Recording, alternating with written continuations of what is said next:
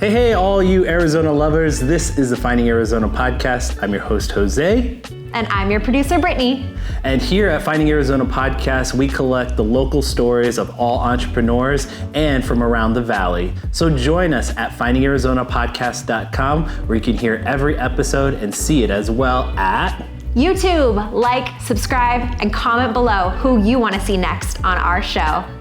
And when you're ready to start your podcast, you found the right spot. Found House, your next podcast production company. Now, let's get back to the show.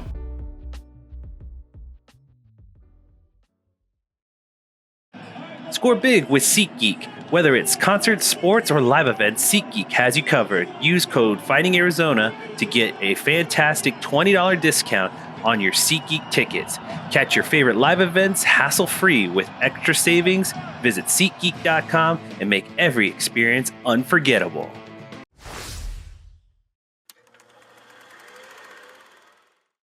2, 1. Welcome back, everybody, to the Finding Arizona podcast. I'm your host, Jose, and as always, we bring in fantastic guests every week. I'm happy to introduce Parisa here. I'm going to let her introduce her business name because I want to make sure that we get this right on the very first try, because I love what we're going to be talking about today, but I also love introducing new people and their businesses through what I like to say, the actual person in behind the scenes and who's in charge. So go right ahead, Parisa.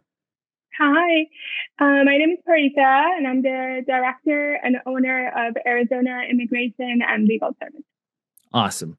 And so there's a lot of things that I have kind of planned in my head, but also kind of coming from the heart as well, just from the sake of saying that I talked to you off air, how much what you do is really important and cool. So we're just going to ask you the question that we typically ask everyone who comes in through our doors is, give us a little bit of your origin story. I would love to understand your childhood, how this whole life came to be as being someone who's in this boutique law firm. So my immigration journey, how I became to own a law firm, I think started as a child. I witnessed my parents' immigration. They have immigrated to the United States 2 times, with the second time being they stayed. They did not go back. I think I was about 8 or 9. I saw my dad picking up a cousin who was detained and beat and tortured for his beliefs. And I don't know why they took a little child to pick him up from prison, but they did. And sitting in the back of that car, seeing him, I just knew this was wrong. It just ignited something in me. And shortly after that, my parents migrated back to the United States. And I think I was around 12 or 13. I had a concept of what is law, talking about college, law school. And I just knew always in my heart that that's what I wanted to do.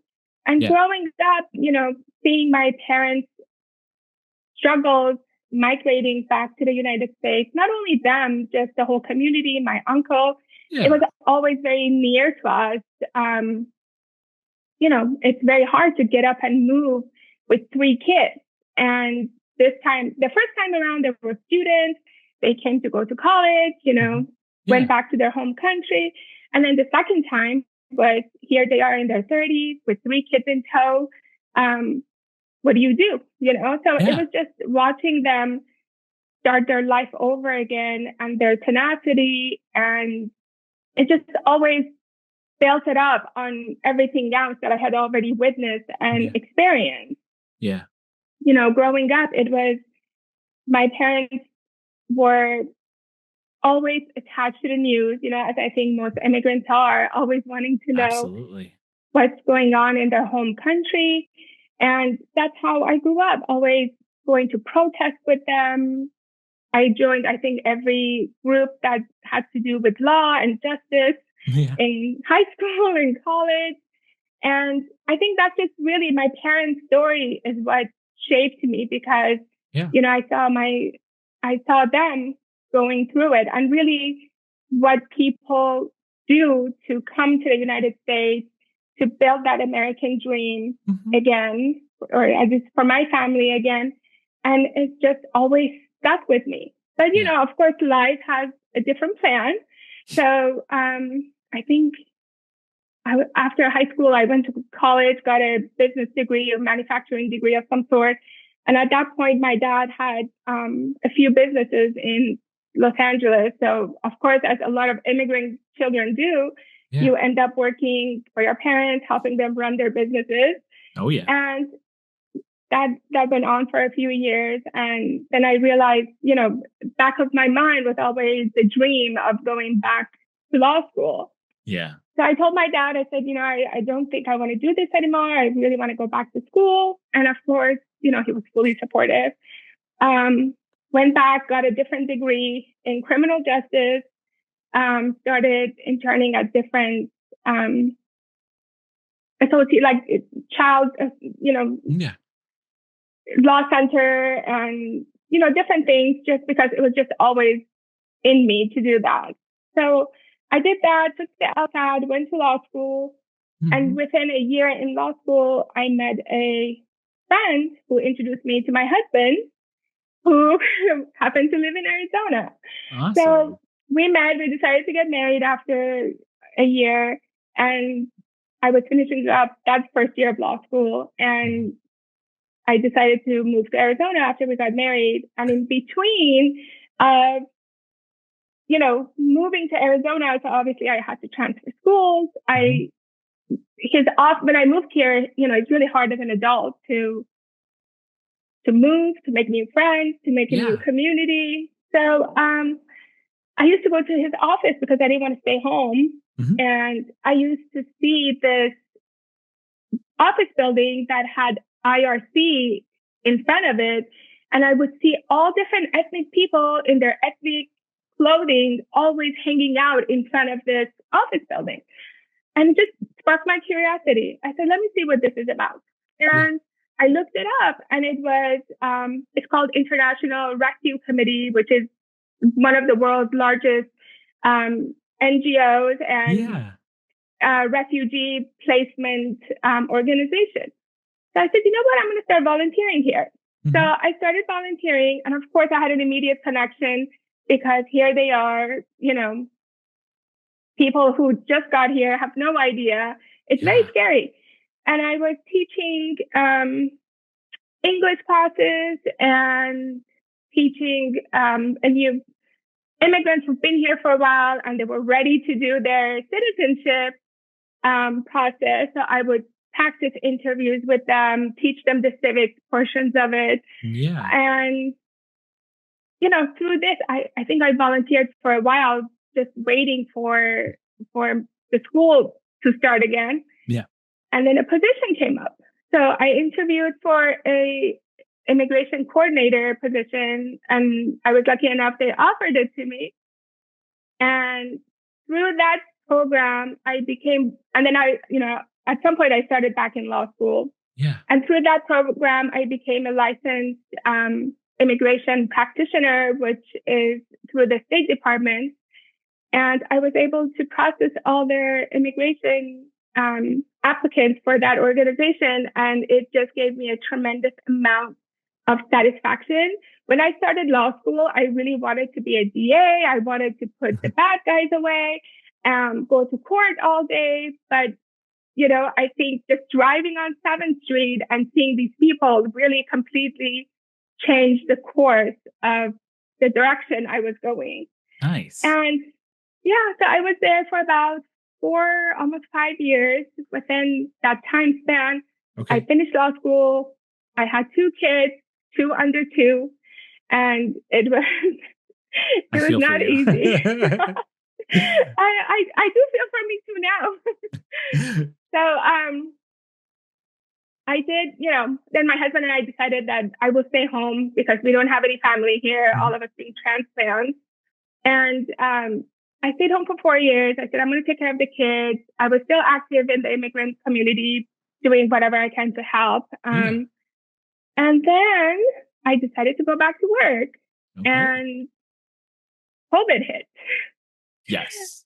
So that was 2 more years of, you know, kids being home, no daycare, no, Yeah. help, all of that. So I stayed home for 2 more years and I said, okay, it's time to go back. So I started looking and nobody would hire me.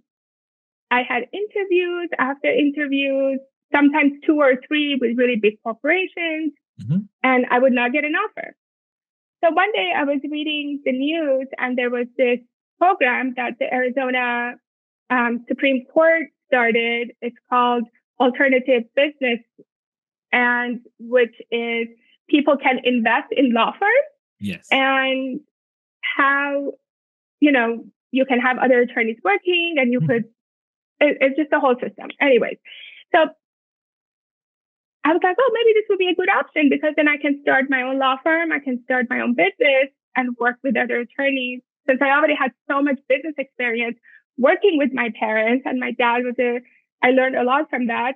I said, this is great. I have the law experience. I have the business experience and this would be a great option for me. So while I'm thinking about this, my son had an event at school. I go to this event at school. I meet a dad comes up to me and he says, are you Catra's mom? Because my son has been asking to invite Catra to a birthday party. Yes, I'm Catra's mom. We started chit-chatting. What do you do? Oh, he was an attorney. And I said, oh, this is what I'm doing. He's like, oh, that's what my business is, an ABS law firm. I said, oh, great. Can you be my mentor?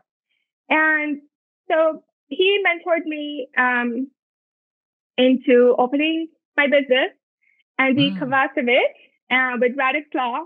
And I, ended up applying, got my license, and it's been 2 years now. So here I am. Wow. What an incredible story. Honestly, that's really Thank beautiful. Every part of that made me just so like the next thing really led to another thing. And the one thing I really get out of these stories is trying to understand what is the very start, the very inclination of like wanting to have this career.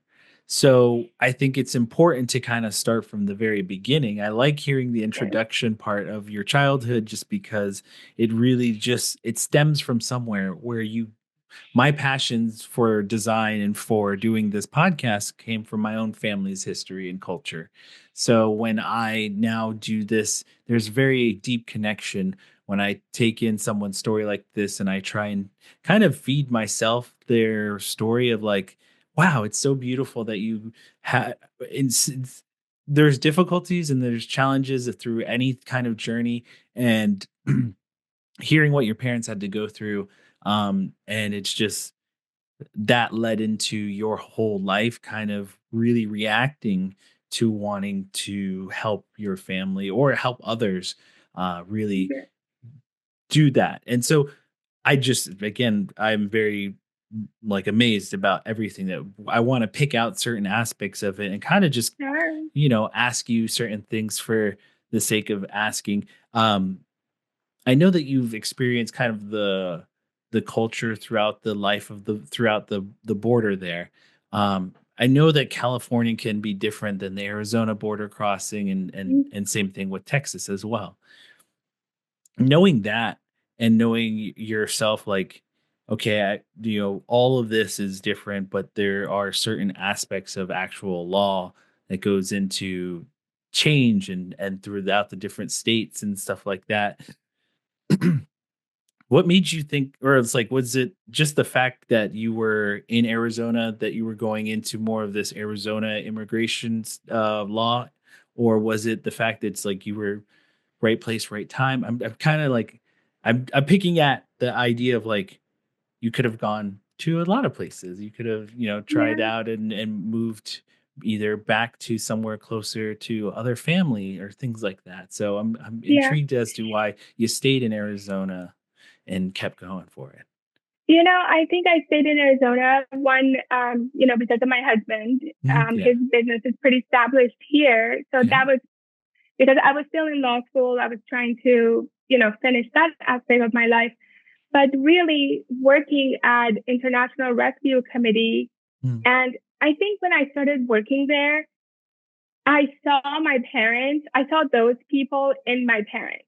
I Yeah. saw all those. I mean, there were immigrants from Latin America, from Middle East, from Asia, from every corner of the world you can imagine. You know, they were receiving services at Yeah. IRC. And I think seeing the fear, the unknown, Hmm. the newness of everything, I think I saw my family in a lot of them, even Yeah. though, my parents were educated, they were established, they had money when they came back to the United States, as a lot of these people Yeah. didn't. But the fear, the unknown was all the same, Yeah.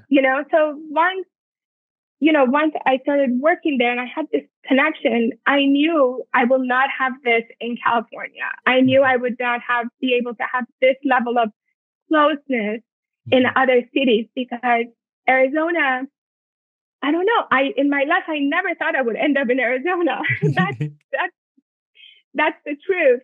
But once I had this connection to a community Hmm. and I knew nowhere else will give me this Yeah. because Arizona is small. It's easy to be connected to different communities within the same area, Yeah. So I really think it was Arizona. Yeah, for sure. It gave me something that I didn't know that I wanted, So Yeah, it really was the, the community here that for sure. really made me stay or made me so connected. As you're developing your skills and your kind of education into what you do today, I love the idea of like you like slowly building yourself from the ground up and kind of just experience and knowledge and your education. It's just a building blocks on top of each other. Yeah. And so I love that because that's how I want my work to kind of span out to be. Like, I don't ever my father taught me this, was like it's better to learn the whole process and learn every Yeah. step, so that you're not blindsided or make a mistake, because if you know every part of it and if you experience the highs and lows of it, you will walk away when you're a little bit older, just like with a very vast knowledge of like what to do to hone in on a business or hone in on a skill set like that. So I love that for your story that you were able to kind of work your way through that process and work your way up. And it shows. It really does show, because if you care enough on those different platforms or those different levels, like, educating yourself, you wanting to not just like the different organizations and stuff like that, but it's like you have to understand the whole process and meeting these people and learning and having enough care to say, hey, look, they remind me of my mother and father.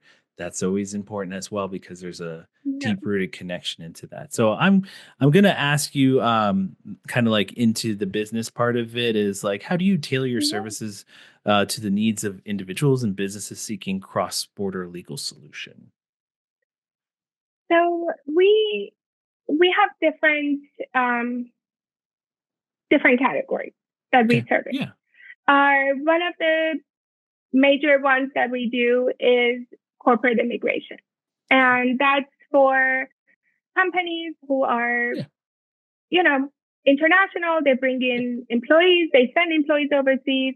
That's one aspect of it. The other aspect of it is the immigrant community. Mhm. Is the people that want to bring their families over through the legal process, through different avenues, whether it's family, whether it's um, investing in a business. Yeah. There's different ways. And then we have the the real migrant families who cannot afford attorneys, who Mhm. cannot afford to go to a law firm. We Yeah. service we go to Tolleson, we go to Avondale, a lot of areas that don't have access to legal Mm. services because we don't only do immigration, we also have personal injury, we have Yeah. criminal attorneys, we have, so many different options for people to get their life straightened out, expungements, we have referral services that Mhm. if I can help you, find help for you, I will find somebody else who can do it. Yeah. And so that's the part that I love the most Yeah. because I get to talk to people. I go out there. But those are the three major, aspects of the business. And, there's so many different ways. Yeah. Yeah. And Absolutely. people, yeah. And, and I really I love hearing whether it's a corporate immigrant, that's coming here, I just love to hear their stories. Yeah. And it's the same for the person who can't afford to pay us. And we're still giving them the same service because we want them to be part of the fabric in America. We want them to enrich our lives with their culture, with their food, with their, whatever they have to offer, in our town, in our, state. So it's like always meeting a friend, getting a new story. So those are the three areas that we cover the most. Well, I love that because again, it shows the different level of acumen and just understanding of what you're capable of. And on top of that, I think it shows a lot of heart. I think it shows a lot of care, like, when you're talking about the really tough cases that are not always financially profitable, but also No. just more important. They're important to the system and to you as personal as it is for you. I think it really shows again the depth of care and love that you have to want to take this on. And that leads me again to another question about like the very first experience of like your very first case. I mean, I would love to hear maybe the emotional ties that you had to it being like your very first one, or how much that meant to you, fact that the idea of what you wanted to start had come to life, had come to fruition. I mean, when you get that first very big, or not Yeah. big, but like your very first time going through the whole process, even for me, in our very first episode, I was like, oh, I did it. Like, that's amazing. So Yes. I would love to go with you down that road. So there was, in, these classes in a library, and this story has stuck with me all these years. I love it. There was two Latin ladies who came, one day they showed up, and I said, well, do you know how to read and write in English? No, I don't. They barely spoke any English. Yeah. Well, do you have a green card? Did the intake and all that stuff. Yes, we have all of that. Okay, great. So I said, you really need, this was the civics class. It wasn't an English class. I said, well, you really need to like work on your English before you come to this class. And they're like, no, let us just come, we'll listen, we'll try to learn. I said, okay, no problem. They sat in the class. They went to, I said, you have to go because the library offered English classes as well. It was all the way on the west side, like deep in west side, big Latin community. Yeah. Okay, they went to English class, and then for 2 years, she would come to the civics classes. Yeah. At this point, she was speaking really well. She knew how to read and write. She had advanced so much, and I was just so proud of her. And it was one of the last days in the civics class. We did interviews and we had, practice. They answered all the questions. And I said, what, let's talk about everybody's immigration journey. Like, how did you all get here? Because, we had people from all walks of life. We had Cubans, we had Latins, everybody. Everybody tells me a story. I tell everybody my parents, and it was her turn. And she started telling us the journey that she had to take from Latin America all the way to the United States. And so listening to this brought up memories of my own parents who literally ran away middle of the night, got on an airplane, went to another country, had to apply for asylum. It's a different story, different ways of how they got here. But the fear and the unknown was the same. And it's just, that story has always stuck with me. And every time I meet an immigrant and hear these kind of stories just confirms it was always meant for me. All these little stories, all these little steps, it was always meant for me to end up in Arizona and do what I do. It's incredible that you have so much in you to persevere day in and day out with these stories kind of attached to you and kind of leaving their mark on you.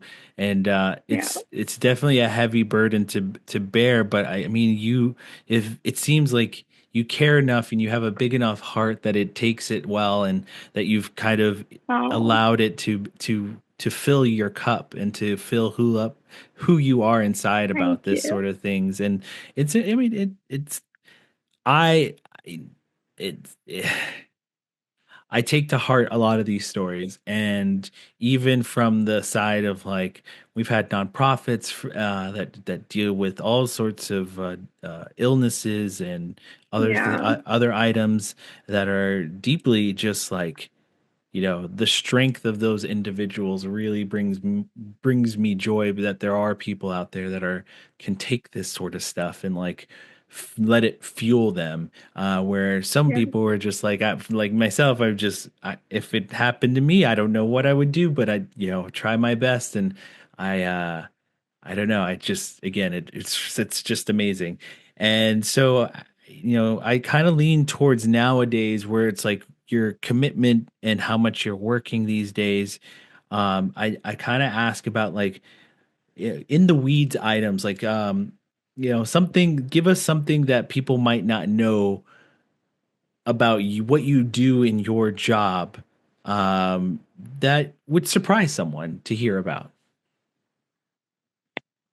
Let's see.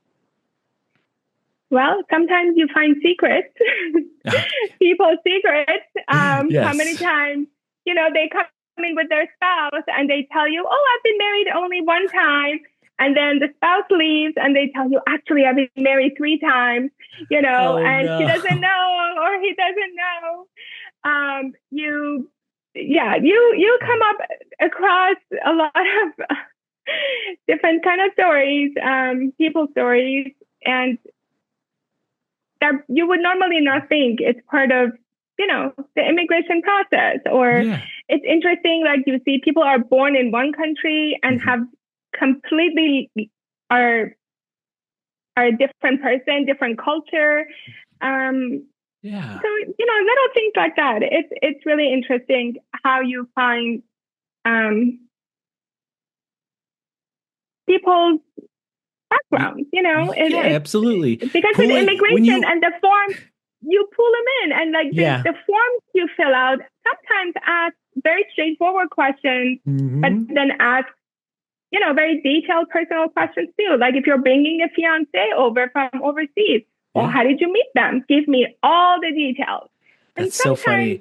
The process of, like, government process and the fact that, just like, yes, you're absolutely right. You hit it on the head when you said it's like, it's very much a rudimentary thing where you use the name but then it gets deeply personal sometimes. Yes.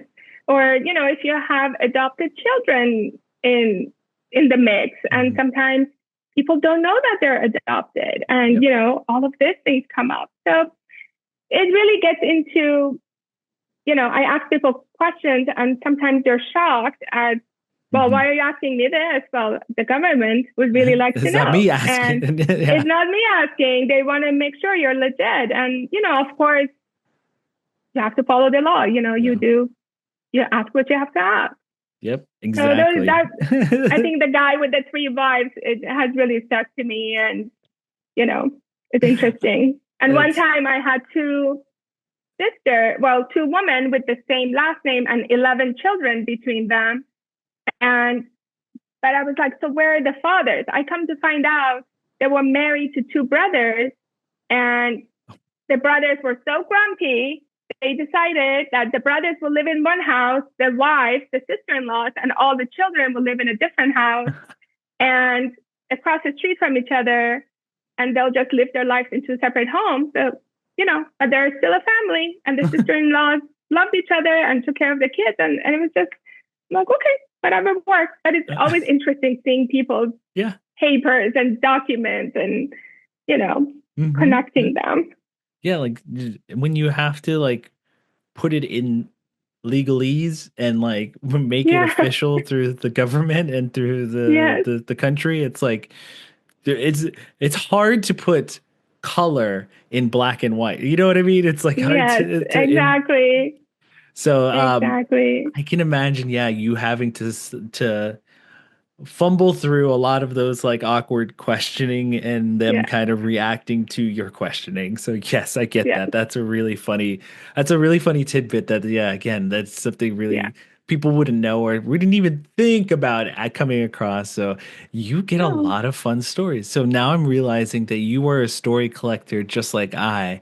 And so now I guess now because I brought that up, so your husband must hear some of this stuff coming from because I'll let you know a little. I talked to my wife, who is my co-producer, and just like every time we're like either in a moment of just us two, or just like, so what happened? Like, give me some details, and it's like yeah. here is the details. And sometimes it's Exactly. just so funny to see our partners react to just benign things that we kind of like just hear as story Yes. collectors, or it's like, yeah, it didn't Yes. bother me too much, and they're like flipping out like, wait, you didn't ask this extra question. That's it.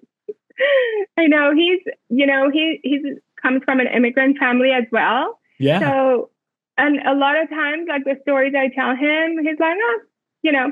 it's so normal now because he's just like, well, yeah, my auntie did that, or my Yeah. friend did that, or oh Oh, yeah, I've I heard remember that a happen. Yeah. neighbor. Yeah, because I used to have clients like come to the meeting and bring me gifts and cookies and like whatever from their Hmm. culture. And then I will come home and he's like, "Ooh, where are these from today?" Just, because that's what Yep. immigrants do. Also, Yeah. he's just like, everything just goes over his head. It's like, oh, Yeah. okay, another day, another either fun gift or a fun story. Yeah.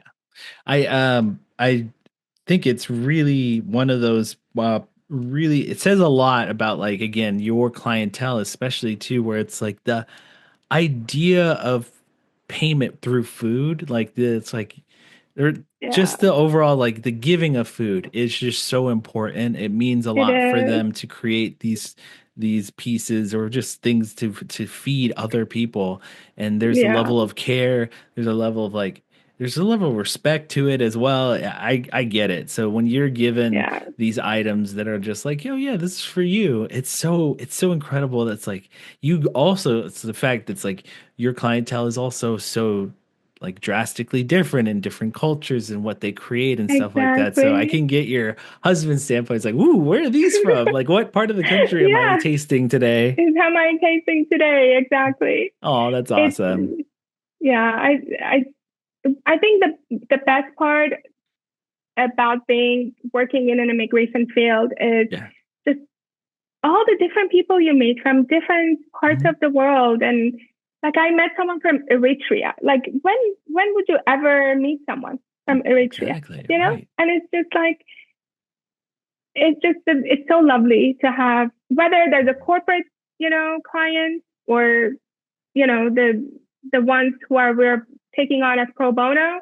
Mhm. Is all the stories, it's just it makes us stronger, makes us believe in the system, believe in the United States. Like, this is really the land of hope.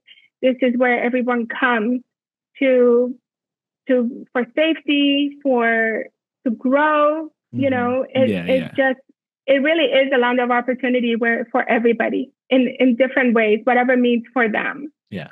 But it brings us all together. Yeah. I commend you again because you are taking on cases that are very difficult in the sense that I it's one thing to be an immigration person who's like at least bilingual. I, I Yeah, imagine you take on multilingual, like in the sense that like yeah. they don't speak the other language that you speak, and so it's like I would love to just ask you really quickly: are you bringing on interpreters, or is this even harder where you We have to like? do. So I speak fluent Farsi. Okay. I'm Persian. I Yeah. think I forgot to mention that in the No, no, beginning. you're fine. You're fine. I'm Persian. So I do speak fluent Farsi. I can Okay. speak with people from Iran and Afghanistan. Yeah. Um, some dialects from Afghanistan. All the Spanish speakers, we have interpreters that Okay. we get for them. If it's different people with different dialects Hmm. or different languages, then we hire a service Okay. that does that. Yeah. If it's through the government cases, then sometimes by law they have to provide translators. So we make it work. Whatever. Yeah. It's Of not course. it's not hard these days with especially online services Yeah. to Yeah. find people who speak your language. That's great though. I mean, again, I I'm looking at it through the lens of being here in Arizona and just it being like Spanish speakers. And so it's like, yeah, the Oh fact that yeah. there are other multi-language people that are like coming from even further south and then even Oh yeah. going out of country or over in intercontinental, countries that are like coming in and being located here in Phoenix. It's just like I imagine that you can get a slew of different dialects. It is amazing what a melting pot Mhm. Arizona is. Oh, Of absolutely. course, everybody thinks, Spanish speakers, Latin Americans, Hmm. but we have such a huge community of Iranians, Asians from every part of the world that you can imagine in a continent of Asia. With Yeah. Africa, it really is a big melting pot. And Mhm. I'm from Los Angeles and I thought Los Angeles was a big melting pot, but for Arizona, Phoenix is not that far behind. It Yeah. really, Yeah. it's really right there. I think you're starting to also see that with the growth of the city. That's one of the big things Oh that's yeah, happening with the growth of the city is allowing for the expansion, the melting pot to even go further than that. it So is. yeah. But you've been here long enough to kind of give us your experience of like this question that I typically like to ask is because you have had your share of different communities like Los Angeles and like California and some other states.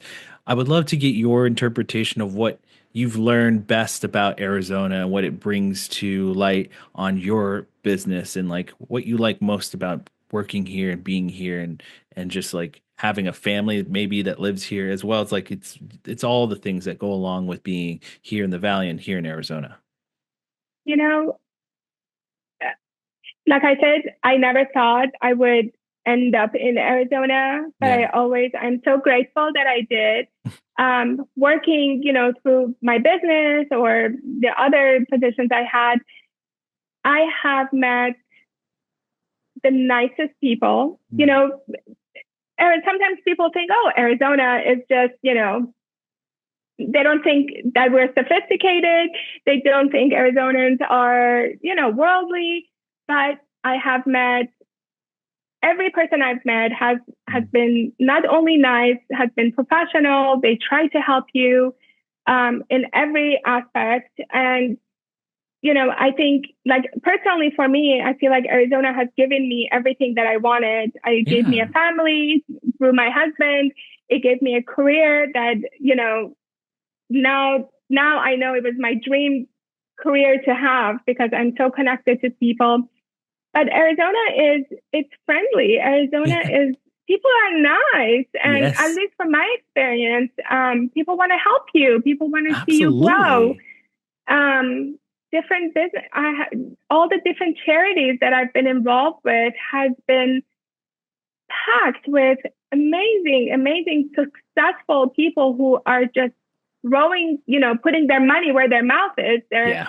helping their community. They're helping grow the community. And it's just, I really have to say, it's the people. The Yeah. people of Arizona has really made me grow as a person, has made me Beautiful. grow in my business, in personal life. And I really, yeah, it's small enough, everybody knows each other, but it's big enough that you really can make an impact, you know? I 100% agree. I think this topic has come up more than a handful of times in my different conversations. And two things that you brought up. the idea that Arizona in itself is community over competition, and that it is highlighted through the people that we've done podcasts with. Again, we Yeah. try and push that and promote that as much as possible because I think it's a beautiful statement where I see more often than not, just really great individuals helping one another rather than trying to make it about themselves and Yeah. trying to, just again put competition way before having the heart and the humanity to help someone else. So it's like I want that more praised about those individuals and show off what we're here to do as a community. The other thing, and it's happened 1,000 times in the years that I've been doing this, the idea that this is a large city. It's one of the fifth largest city in the US, but it It is is. a small town. It is It so much is. It crossover, really is. and this person knows that person, and that person knows this person. And just again, I've done this going on 10 years now, and I have met so many incredible people that again, I would not have imagined the crossover of like, oh, hey, you did an episode with this person. I know this person. Yeah. You are a really cool guy. And I'm like, did not think that you would be friends or know this other person that I did an episode with, but that is awesome. That makes me happy and brings me joy because that life of, wow, this is a small place that we live in. It And really is. I enjoy it so much because it really has Same. affected my family's life and my personal life, and it's just really great that it's so incredibly that way. I reached the end of our conversation right now, Right. but we will kind of lean last on what I like to call the goal setting and just kind of like future endeavors. For every business, there is somewhat of a goal set in mind for every year, or something for like a 5 year goal or a 10 year goal. Can you give us and our audience a highlight or something that you're trying to pursue that maybe our audience can help you reach or kind of get at? Well, I think for the next 5 years, I would really like to grow the business Mm, to multiple attorneys. nice. So we're able to serve different different areas of law Mm, and really be under one roof, one stop for different expertise. There's, yeah. many personal injury attorneys. There's many criminal attorneys, but it would be, for me, it would be amazing to have the best people under Yeah. one roof. And that's what I envision for my law firm. And Yeah. that's what I would really like to work on. Yeah. And if I can conclude our conversation with, I think that is very much possible with the person that you are and what you're Thank presenting you. today with how much you care and how much you really internalize the need for how important this is for families and for individuals. I think if I could leave you with the thought of, I hope and know this for a fact that your mom and dad would be really and are really proud of you for Thank what you. you've achieved and what you've put out into the world and how much you've Thank you. affected your community as a whole. So, if I Thank can you give so you much. your flowers today, I will do Ah, so at presently, and thank we you. will conclude our conversation with you promoting the business and where they can find you online. Let everyone know your website, social media handles, if you have a physical address that you want to share, or even an event that you want to highlight. The floor is yours. You can reach me at Parisa at AILSLawGroup.com. Our physical address is by appointment only. So once you make an appointment, that's where we will meet. And our website, I think, you have it, is AILSLawGroup.com. Our social media is AILS Law Group on Instagram. And, we're here for whatever you need, whether it's immigration, business. We're here to help. And I wanted to say thank you so much for saying that. I would like to say I'm proud of my parents for Oh, raising me and for instilling in me all their values that they had and letting me grow through their hardship. So yeah. thank you for saying that. I appreciate it. And thank you for having me. Absolutely, of course. And I think you were going to do just fine out there and collecting these stories to share and wanting to help them out as well. So, you, from one Thank you. collector of storyteller To to another. another, I really do commend you. And I hope to meet you in person one day, if I can say Definitely. so. Yeah, absolutely. So, we do have an outro for ourselves. You can hear every episode of our podcast at findingarizonapodcast.com. All social media handles under Finding Arizona Podcast. And last but not least, we always say kisses, hugs, and belly rubs to our four-legged friends, and we will see you next time. Good night, y'all. Bye.